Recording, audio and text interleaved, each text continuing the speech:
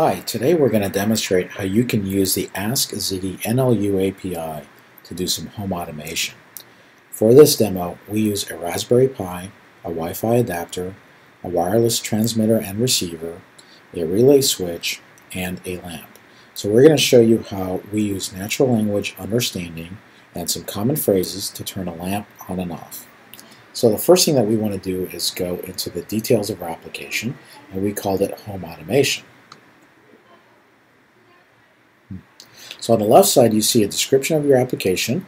You also see the current version and date timestamp for the NLU model that you created and trained. And you also see three important pieces of information. You see the API key ID, the secret key, and the API call endpoint. And you need this information in order to connect to the API. Now on the right side you can select a plan that you want to use with the API, and below that you have the usage statistics and a graph that shows the usage counts. And so let's go ahead and go into the entity list of our application.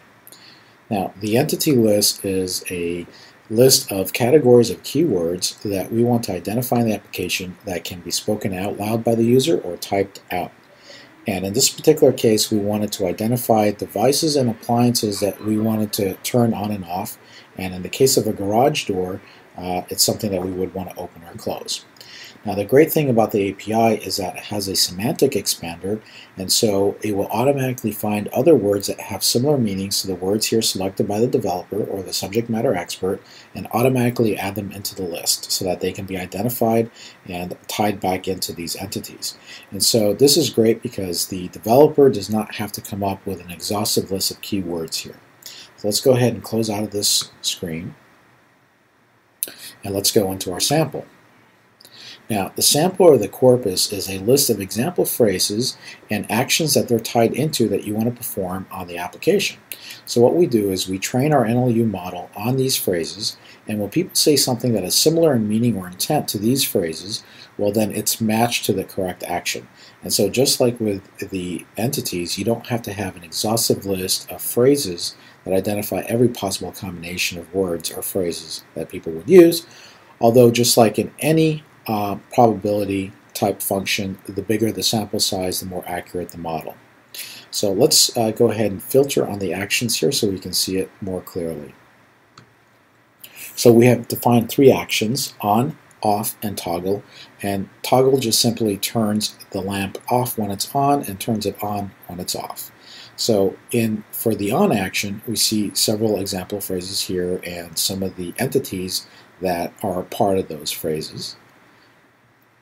And the off also has other phrases as well. And so the situation here is you can define a situation where somebody's leaving the house, or maybe it's too bright in the house, and those could be reasons why somebody may want to turn off the light.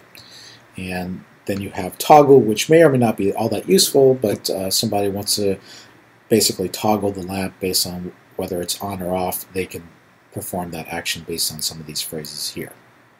So once you're done here, all you need to do is go into NLU training and then start the NLU model. Once you're done and completed with that training, then you can go ahead and test your model before you write any code. So we've already trained this particular model, so let's go into the test console. So I wrote here an example phrase that I've used in the past, and you'll know based on this is not an exact word-for-word statement that I put into the sample. So this will show you how we can tie it to actions even though people don't say exactly the same thing that was specified in the model. And that's why this proves that we are using probability here to determine the action. So let's go ahead and click submit. And so you see it came back. Here's the input. Oh my God, it's too bright in here. And the user-friendly display shows you the action and what the name of that action is. And so the JSON, which is what the developer in the application sees, well, it comes back as a name value pair, action and off. So in this particular case, it will turn the lamp off because it's too bright. And then on the bottom here, you have the URL that you would use to actually send in this input in order to get this JSON returned back. So this is an ad hoc testing tool, but you can even go even further, and so you can go to the Model Evaluation Suite, which allows you to automated regression test. So what you can do is you can actually store different test examples in here, and then over time build up these lists of examples and then automatically run the test on it. Now, the scores up here indicate several things. One is the action score indicates the match of the test to the actions that you've defined. And so this tells you that out of all the examples here, that they all match correctly to the action based on the examples. The entity score states or shows that if you have an example phrase or statement that contains an entity, well, in this particular case, it matched 100% to all the entities that you've defined. Now, the confidence score is just a ratio of the action score and the entity score, and just gives you an overall confidence type value that you can use. And so if the confidence score was really low, well, you can go back and readjust your model by adding more example phrases, or maybe removing some that are just irrelevant, or even adding some additional entities or categories. So at this point, we're going to go ahead, we're good to go. We've already had this deployed, and so we're going to go ahead and test out our example. A Raspberry Pi with a Wi-Fi adapter that listens for and delegates commands from our Android app. When the app sends a signal to the Pi, it sends a signal to a transmitter, and it gets sent to a receiver. The two devices don't need to be connected at all because they're wireless.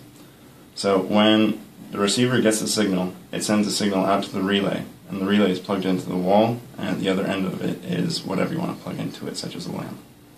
So, using natural language understanding, when you use the app, it naturally understands what you're saying and turns it into commands. I'm coming home. I'm going out.